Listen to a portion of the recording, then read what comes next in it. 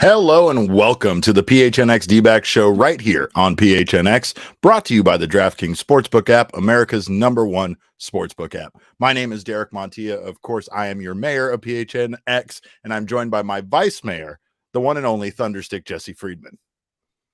Things have been better in Diamondbacks land, Jesse, Derek. Jesse, I keep this is a cosplay bat. This is a kayfabe bat. This is not a real bat. I'm sure. I think it was for a Halloween costume I did where I was going to be Negan that never came to fruition. It doesn't matter, Jesse, because it's days like this that I need this bat. I need it. I hate what's going on. What happened to this team? Holy shit.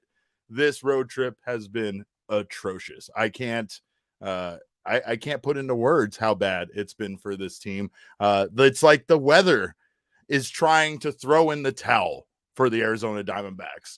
The weather is the kids from the schoolyard in that Simpsons meme, and they're all yelling, the weather collectively, stop it, you're killing him, right? That's what the weather is doing in this series. 2 games now impeded by a rain delay. Today, the Arizona Diamondbacks, again, not able to generate offense, not able to generate runs. 9-0 in the top of the 8th when the game was essentially delayed. And yeah, would you sell? I mean, I know there's 2 more games, but let's just concede those and let's just get out of Cincinnati because this is bad, Jesse. As it stands right now, I believe it is 1 run in 34 innings of offense. 1 run in 34 innings. Yeah, it's pretty bad. I mean, technically, Derek, it is the top of the 8th inning, and it's only. Sorry, I needed to get those last couple out. I'm better now, though. I'm trying to make you feel better, Derek, because it's the top of the 8th inning, and the Diamondbacks technically still have like 2 more opportunities to score some runs and get. Don't do that. Game. Don't do that. Don't give me the same false hope I gave people about our broomball team today, which, by the way, Uncle Dare has some story time to tell about broomball around PHNX and what went down. I'm not going to be able to walk tomorrow. That's not a prediction. That's a spoiler. That's a spoiler for how my day is going to go tomorrow. But we will talk about broomball because it's way more interesting, I feel like, than talking about the Arizona Diamondbacks right now. I don't know, again, Jesse, how collectively they all fall apart offensively like this. You know, this is something we've seen previously this season, but now it seems like everything is falling apart for them.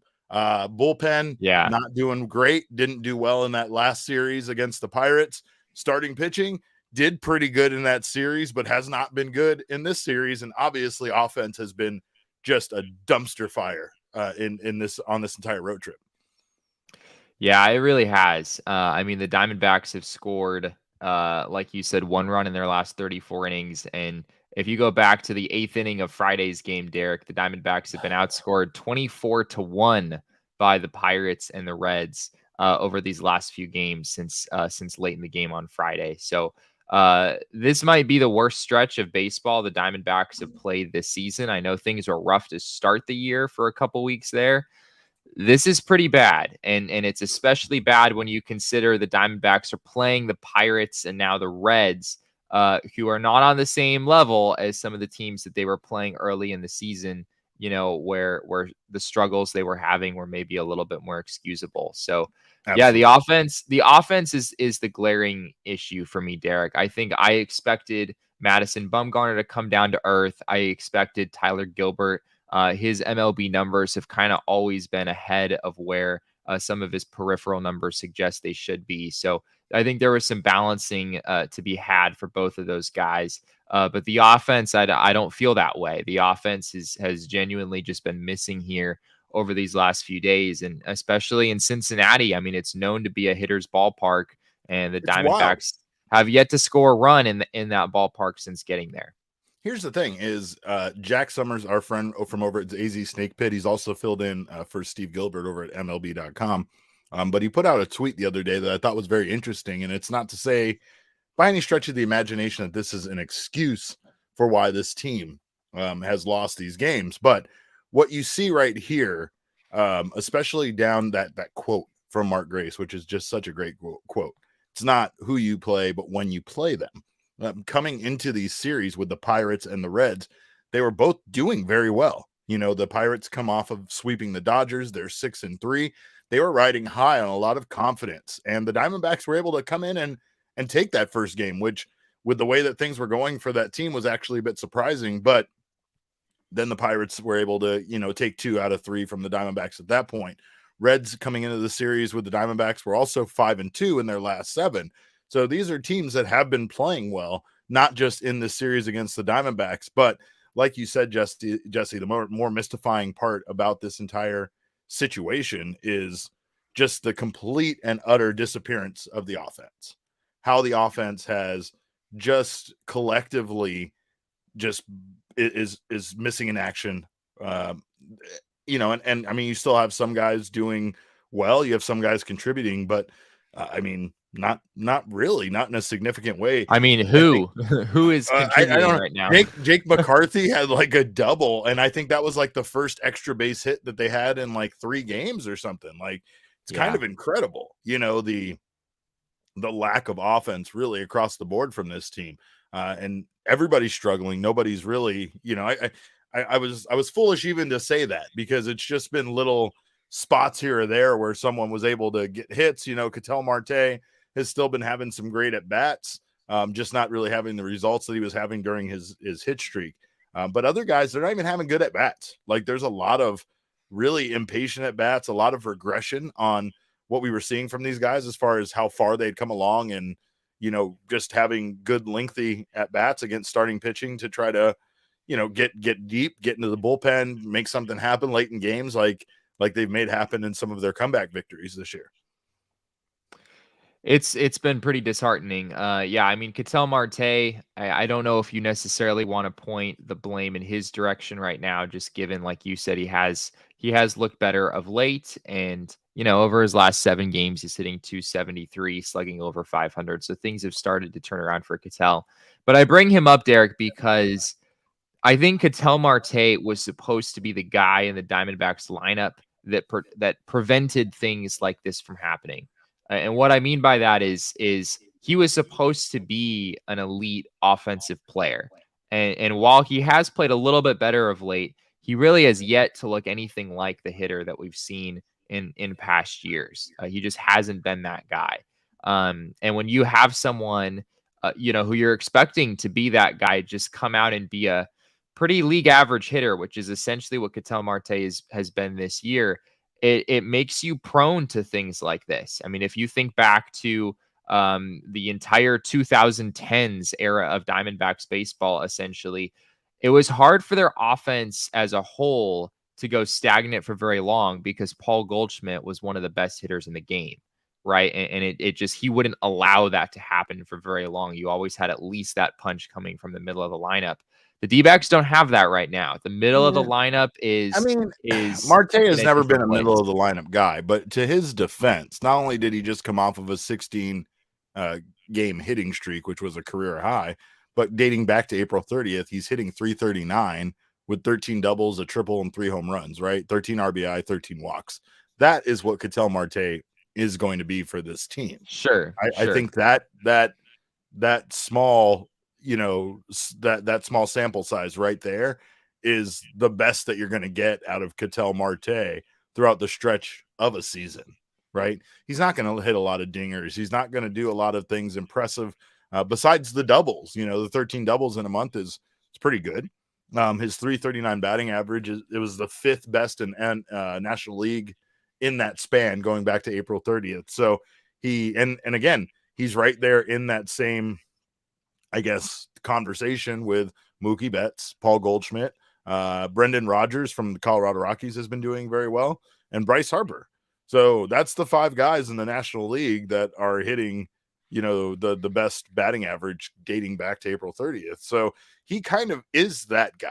That is kind of more of what he is after a slow start. But I just don't think, to be honest with you, I don't think Ketel Marte is that guy that you're describing, because I don't feel like he is the power guy. I don't think he's He's going to get on base a lot. He's going to have those hitting streaks. He's going to have that kind of stuff. He's going to have a batting average that's going to be on a good season, probably more towards 330, on a bad season below 320, but still above 300, probably when all is said and done. I just think right now, even if he was hitting, I don't feel like this team losing games 7-0 and 9-0 like they are today is a reflection necessarily of one player's poor performance. It's a No, it's reflection not. of It's not. how cold this team has gone collectively as a whole. That's the thing for me that's just amazing. This team this season, in their, to criticize them in their failures when they've really looked their worst. It's that, like, they've kind of just almost stuck together as a team and all deciding to be bad at the same time. And I know that's not what they're doing, obviously, right? But that's kind of how it feels, because they have made, some starting pitchers on opposing teams look like Cy Young candidates multiple times this season with the way that they have been able to just breeze through this D-backs lineup. And I mean, I think the really frustrating thing is, like you said, not even Ketel Marte has been that guy that at least is that pest that keeps getting on base, that keeps generating something, trying to make something happen. The Diamondbacks at times don't have anybody that is able to do that. And, I guess to go back to your point, it does correlate a bit with Marte being, kind of off, because much like inexplicably the way the infield played better defense when Nick Ahmed returned, there's something about when Ketel Marte is doing well, the rest of the team is also doing well. Like it's kind of like he is that guy that at least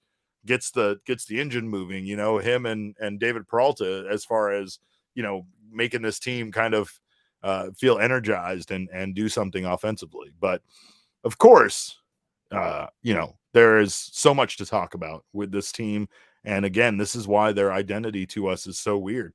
These games, I mean, this series, this road trip, this is the team that people predicted would win 65 games this season. 100%. The run differential, everything. At the very least, we've had some excuses along the way this season. We've had the ability, Jesse, to say, well, if you take the Dodgers out, then they're not really that bad. But now, I mean, against some of the teams that people consider to be the worst teams in the league, the Diamondbacks have looked like the worst team in the league. They really have. And I want to go back to the Ketel point real quick, because I think you're very right that it's not as if this is a Ketel problem, right? The Diamondbacks offense as a whole has completely gone silent. But I do want to touch on him again, just real quick. If you look at what Ketel has done the last few weeks, the batting average has come up. Some of the numbers have gotten better, but I have to be a little bit cautious here, Derek, because I kind of feel like Ketel's getting some grounders to get through the infield a little bit more so than he's really barreling up the baseball in a way that he wasn't doing early in the season. I think there's some of that. He has looked better at the plate overall. But if you look at his StatCast numbers right now, and mind you, these numbers tend to be overestimates. Right now, the StatCast numbers across the board have been above the league averages. So there's an adjustment coming here. So these are overestimates. Just keep that in mind. According to StatCast, Ketel Marte's expected batting average this season is 257, and his expected slugging percentage is 382. He's actually outperforming where StatCast thinks he should be. It's not like Ketel is having a rough season, but he's on the up, and it seems like he should be better. I actually think that Ketel has been somewhat fortunate to be where he is right now. And so, yes, this is not a Ketel problem on the entire team. The Diamondbacks have other guys who need to step up too, but he hasn't been the guy that he was last year, even close to it. Last year, his expected batting average was 307. His expected slugging percentage was almost 500. There's a really big difference between where he was last year and what he's done so far this season. There's a lot of that. Like there's a lot of projections that are all over the place. I mean, I don't think we can ever let MLB Network live down, naming him the top second baseman in all of baseball when he hadn't even played the position in, 2 seasons or however long it had been since he had played. Right. So I still think Ketel will finish over 300. or near it. Yeah, he But absolutely could. I mean, even 2020, he wasn't that great, and he still finished the year, I think it was 287. So that absolutely could happen. what I will say is this, though, is that they're in danger if they don't turn something around in some way, right? Tyler Yeah, Gilbert was atrocious today in his start, puts a lot of strain on the bullpen. Uh, Shout out to Caleb Smith again. He has proven his worth. He's able to come in, and I mean, he didn't keep it scoreless, but he was able to come in and provide them with some innings, which is something that they desperately needed, considering how how much this could have impacted the rest of the series and the rest of this road trip if their bullpen gets taxed this early on. Josh Hunt says rain has had more of an impact on the series than our bats, and that's sad. That was that's sad. that's a You made me sad comment. sad with that comment, Josh, because it's true. But we appreciate you. We appreciate all of our PHNX members. Of course, if you haven't signed up already, go over to gophnx.com, sign up for a membership. If you haven't done so, you promise you it'll be worth your money. It'll be worth your time. I have an article coming up, the one I've been working on for God knows how long, for spring training. Jesse actually has a piece coming out on the Dallas Keuchel pickup, I guess you should say, acquisition. Interesting fact about that, by the way, Jesse, is I'm sure it's going to be included in your article, but the Diamondbacks are on a ticking clock when it comes to his ability to opt out of this contract. So Right, as right. much as I think both of us felt like we probably wouldn't see him on the on the major league roster, it seems like that might be more of the case than we thought, because I have a feeling if the Diamondbacks don't find a role for him soon, he might take them up on opting out and try to find a way in with a club that can give him some major league playing time before the end of this season. I get where he's coming from, but I'm sure that it's also very tantalizing to want to wait around and potentially work with Brent Strom again, like he did at Yeah. one time in Houston. So Jesse will have more information about that. Of course, if you haven't signed up to become a member, you can sign up and get an annual membership. It'll get you one of these wonderful t-shirts like this Coyotes one I am wearing right now from the PHNX Locker, whatever shirt of your choosing. By the way, shout out to, I think it was Daniel Haney, and he got our contest winner for our shirt. By the way, we still got that coming his way as well. So you can be a winner by signing up for an annual membership, and you can pick out your shirt over at the phnxlocker.com. If you're not interested in the annual membership, you can sign up for a month-to-month membership, and you'll get your first month for just 50 cents. Regardless of what option you choose, you will get access to our members only Discord, where we've been hugging each other a lot and using gifts to get through the sadness that is this road trip, as well as members only discounts over at the phnxlocker.com. So make sure to sign up for those membership, join our family, and hang out with us in the Discord. That's what we're here for. We're here to chat sports. We're here to talk about the teams you love all the time, and not just when something important happens like the local news. Yes, I'm throwing shade at the local news. Come fight me. I don't know who's out there.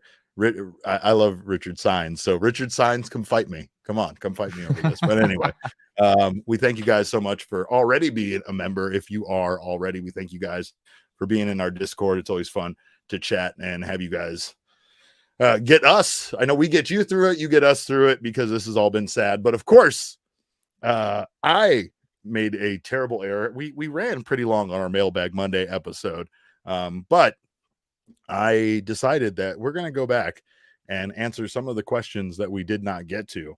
So I know it's not Mailbag Monday right now. The D-backs hit a grand slam right now. Is that going on right now? Are they back, Jesse? It has Zach can happened. confirm that. Geraldo Perdomo just hit a See, grand I don't slam. this was the risk we ran starting the show during the rain delay, but you know what? We're going to get through it anyway. And you know what? I don't care. I'm throwing this. My mailbox, always something interesting in my mailbox. I try to get to everything in my mailbox, and then once in a while, there's a letter that makes me go, wow, wow, my mailbox. Let's go, Perdomo. Let's go. Turn it all the way up to 11. It's exciting. First question comes from Sean McNally. He says, to us, for argument's sake, if the D-backs were buyers at the deadline, what position would need the attention? Maybe third base, shortstop, catcher. What are your thoughts there, Jesse? I don't know if any of those would necessarily be my choice, as much as, again, that's why I like the Dallas Keuchel thing. Is I feel like pitching would be my main focus for this team, but third base would probably also be on the block for me. I mean, it feels a little weird to talk about buying at the trade deadline for a team that's really struggling against the Pirates and the Reds right now. But no one asked you to put logic behind it. We just said answer the goddamn question, Jesse. Okay. Yeah, I think it's pitching, and more pitching. If the Diamondbacks are somehow get to a point of being in serious playoff contention and where they're really trying to push the chips in, they're gonna be finding a closer. Probably they're gonna be finding a setup man. They're gonna be finding probably a fifth starter for their rotation, so that Tyler Gilbert, who really struggled in this game, Humberto Castellanos is hurt, Dallas Keuchel, there's some obvious questions there. So I think they could use some depth in the starting rotation as well. All right. Well, that's I think we agree on that. And then our man Sean also had a second question, and that was, what is the end game at first base? Christian Walker, Pavin Smith, Seth Beer, or some big bat free agent? I think that Christian Walker, and I wrote about this like 3 days ago, I think that Christian Walker is having a much better season than his numbers show right now. He has had a few rough days in a row in Pittsburgh and Cincinnati, so those numbers have taken a bit of a hit over the last few days. But I still think that Christian Walker is probably a top 10 first baseman this season. Just given, if you look at the batted ball data, you look at how hard he's hitting the ball, his strikeout rate, the fact that he's playing the best defense of any first baseman in the game. Don't be fooled by, the 200 batting average, which I understand looks very, very bleak right now. Yeah. But he's been arguably the unluckiest player in baseball. If you look at just how few of the balls that he's put in play have landed in for hits, I think he's probably in that camp. So I'm a pretty big believer in Christian Walker at this point as a guy who seems to hold real value. Certainly not impossible. The D-backs could look to use that value in the trade market at some point. But for right now, I think he's pretty much the clear option at first base. Jesse, the Arizona Diamondbacks are +4 run differential since I beat up my chair with this baseball bat. So I think that was really, they needed that. They needed one of those like manager flipping the Gatorade jug over during a team meeting kind of moments. And right. I'm happy to have provided that. On Minutes with the Mayor, I don't know if Meetings with the Mayor this week is ever going to get posted, but I offered up, with all the weird umpire altercations that they've had, my services to come down to the ballpark early, dress up in a D-backs jersey, call the home plate umpire like a filthy name, tell him he looks like 10 pounds of monkey crap in a 5-pound bag, just, casually. He can just toss me out of the game, right? He could just be like, you're gone, right? Before first pitch even takes place. He gets it out of his system, and then he doesn't need to randomly start fights or instigate things with Diamondbacks players. Because, see, I'm not just a mayor for being a mayor. I come up with solutions, Jesse, and solutions to problems that we need to fix, and that's definitely one of them. We also had some questions that I'm not going to forget from our friends in the Discord. By the way, again, if you're a member, you can jump in the Discord and ask us questions. Chris Melton, our friend Chris, wanted to know if there's any Jordan Lawler rib updates. I could not locate any at this time, unfortunately. I think it's still taking it day by day with Jordan Lawler because, of course, they're going to be very, very cautious with him. Yeah. And her second question is the one that's more important. She says, if you had to dress yourself only from clothes from another PHNX staffer's closet, who are you picking? And in this scenario, sizes magically adjust. Oh, So one of our PHNX colleagues, we have to dress like them. Interesting. What's happening now? We're not watching the game. Just don't come into our comments with Yay Cattell. I know it was Geraldo Perdomo's first home run, so a grand slam. There's some trivia for you. What was Geraldo Perdomo's first home run? It was a grand slam. Tell us what's happening. Marte goes yards, 9 for 5, but plus 5 on road differential. Since I swear to God, Jesse, I will wreck this entire office with this stupid rubber bat if that's what it's gonna take.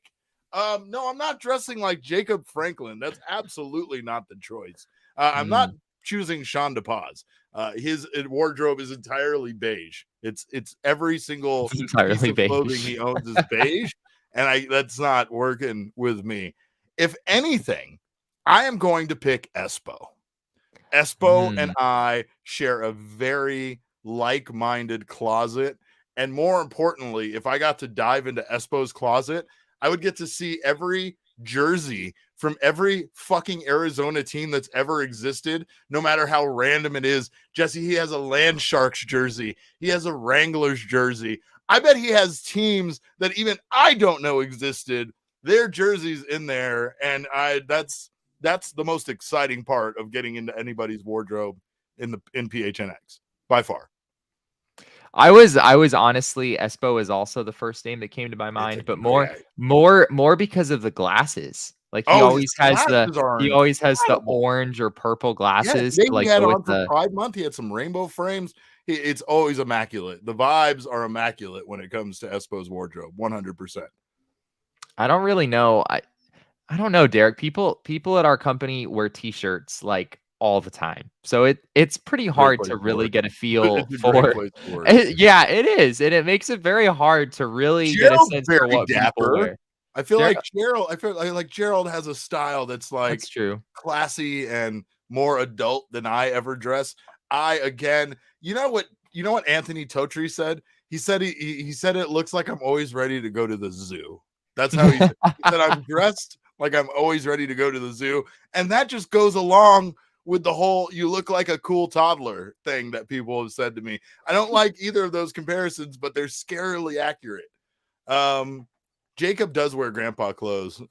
Who wears flip-flops to work? Espo? That makes him even cooler, if that's what you're talking about. There you go. I have a cardigan to match every outfit. Get out of here, Jacob. No, this is Arizona. Nobody gives a shit about having warm weather clothes for every outfit. But anyway, man, this has been great. We got more questions, by the way. Oh, I didn't get your final answer. Was Espo your final answer for who you would dress I guess Espo's my final answer, but I haven't seen many of you in person a whole lot other than just on shows where everyone is invariably wearing PHNX t-shirts like 80% of the time.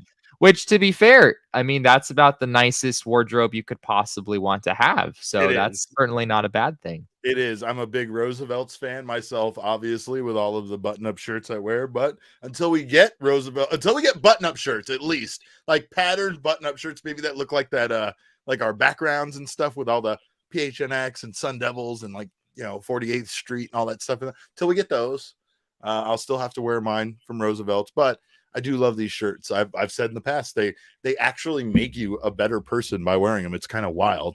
Last question comes from Brett in the Discord, and he asks, with how well Peralta is playing so far this year, do you see them starting to lean more towards using him as trade bait if they continue to be a 70-80 win team?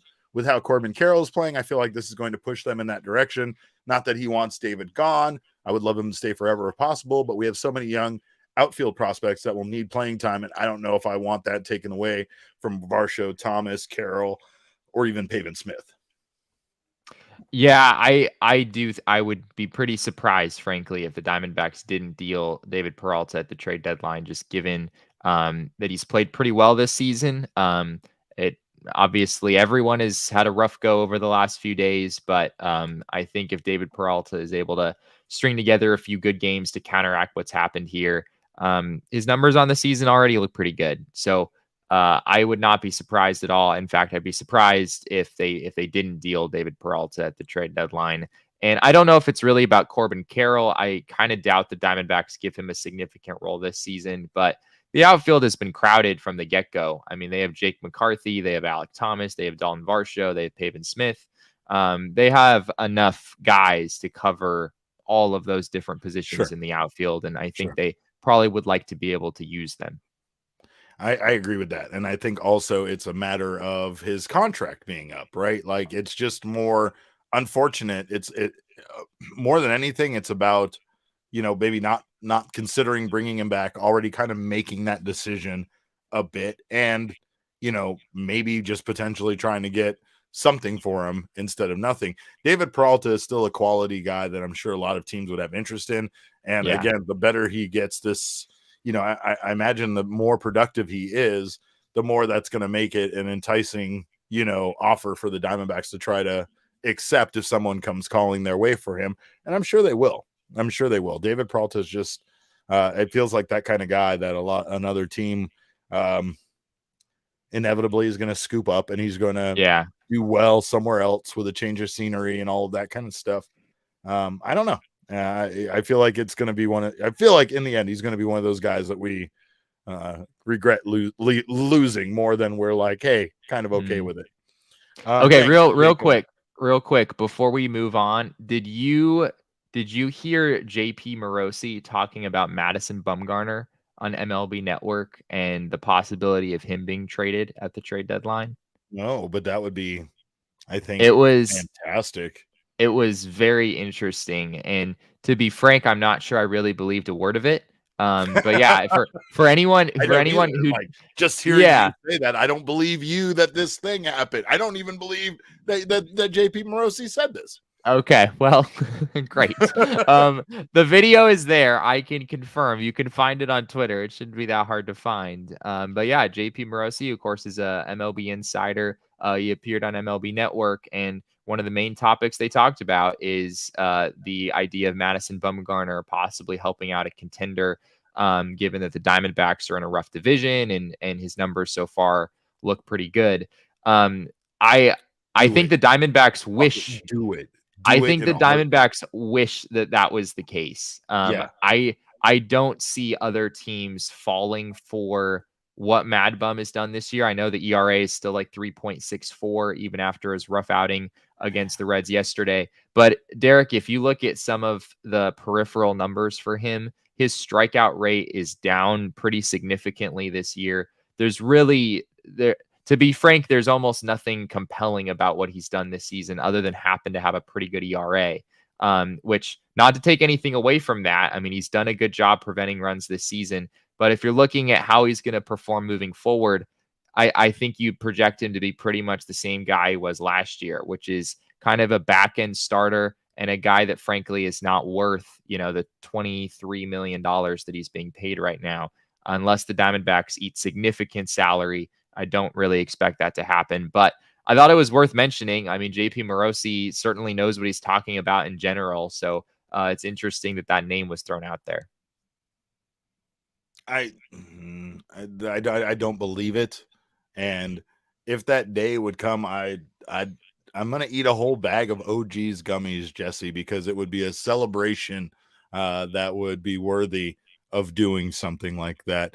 I think that his money coming off the books is pretty much the Diamondbacks' only large contract, right? So the only contract that at times, no matter how good he is hard to justify, right? But again, I just want to eat a bunch of OG's gummies. That's really the point I was trying to make.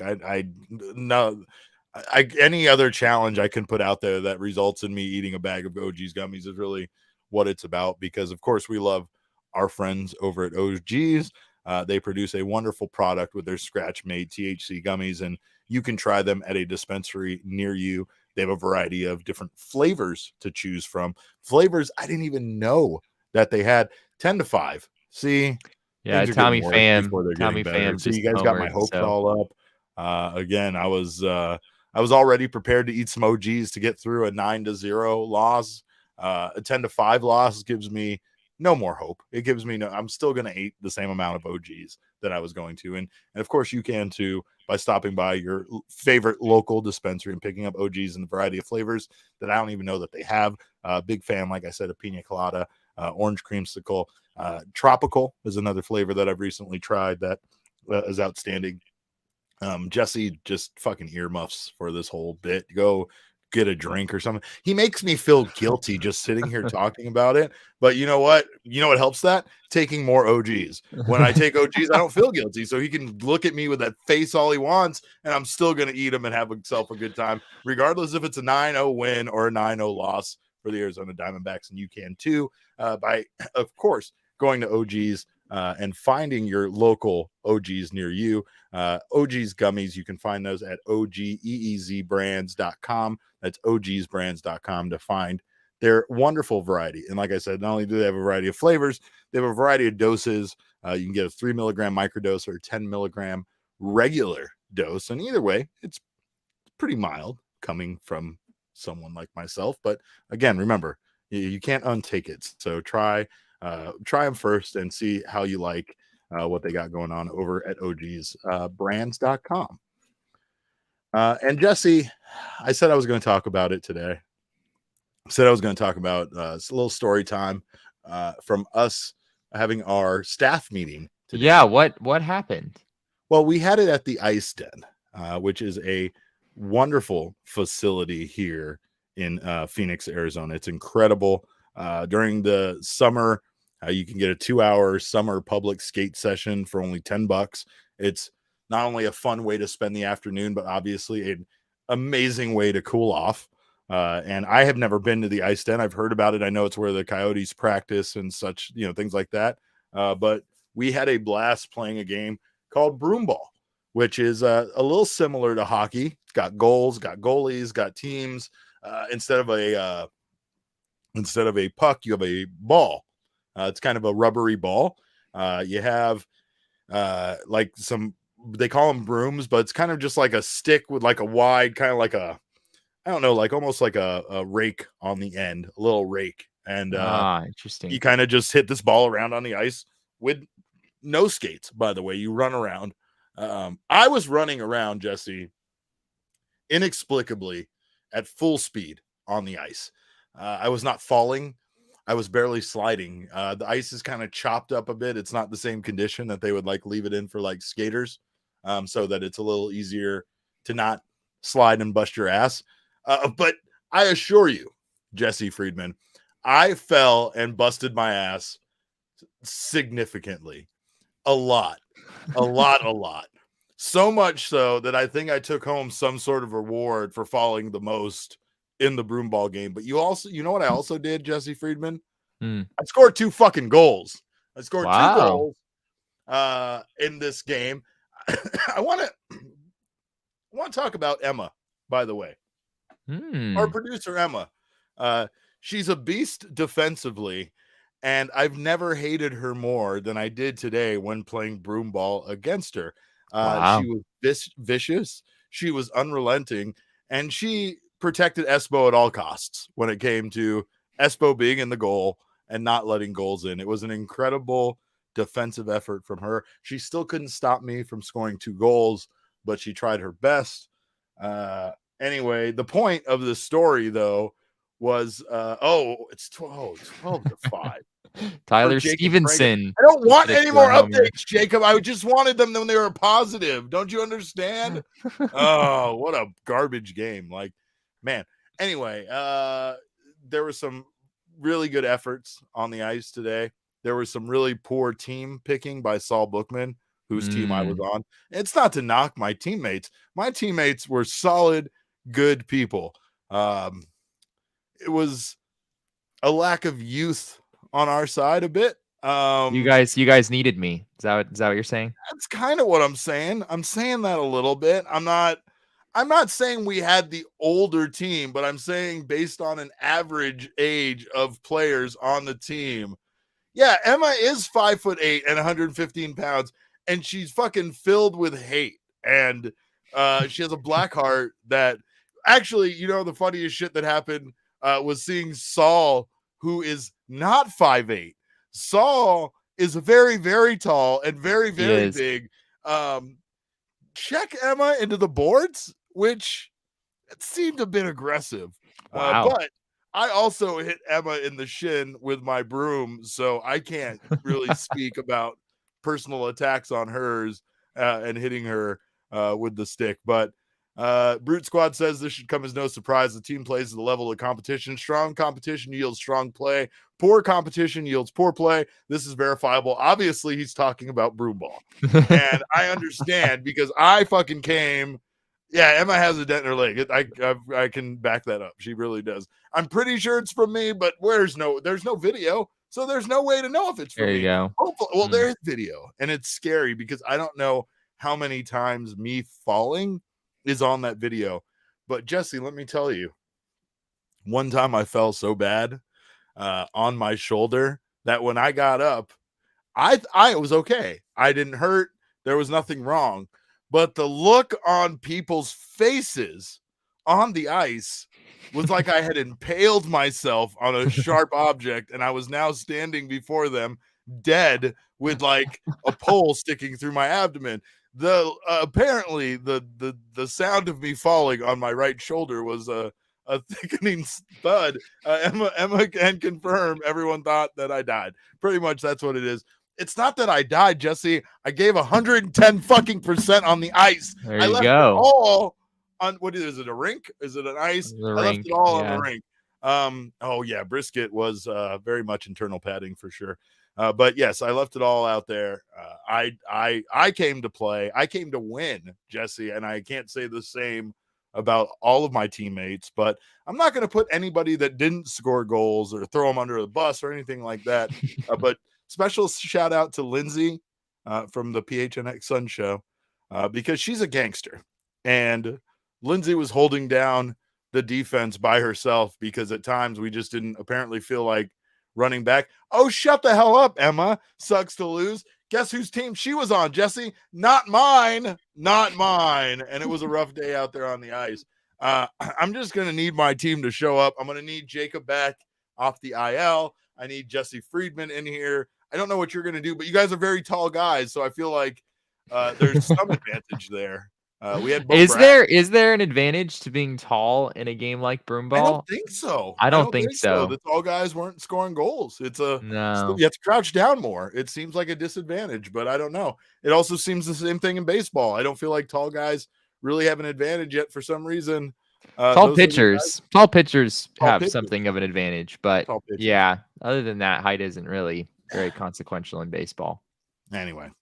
But I will say this, of course, we have our fine folks at the DraftKings Sportsbook. You could go bet on our next broomball game for sure on the DraftKings Sportsbook. That would be awesome. And I mean, I feel like my goal average would have been like for on the DraftKings Sportsbook, it would have been plus 1.5, right, Jesse? Like, so you would have taken the over on goals on me and you would have gotten it today during our broomball game. That's all I'm saying.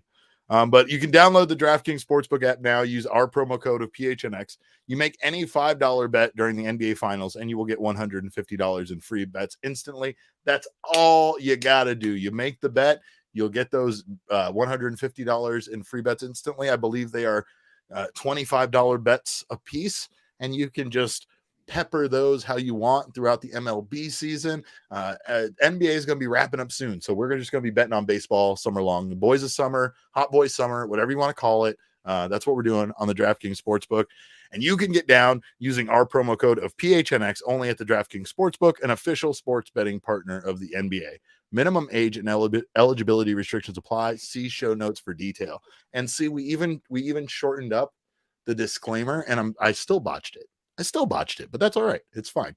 Even though it's not a minute long and it's much shorter, I have more time to tell you about me winning money on the DraftKings Sportsbook, which of course I did, like I said, on the first game of the NBA Finals. And again, big tip, just go on there all the time. Sometimes you get email notifications about special opt-in purchases or special opt-ins that you can do. Sometimes you just need to go check it out on the app. And, maybe you want to go take whatever the run differential is in tomorrow's game of the Reds and the Diamondbacks and go with the Reds because apparently they can't stop putting up runs on the Diamondbacks. Where's my bat? God damn it, Jesse. I hate when this happens.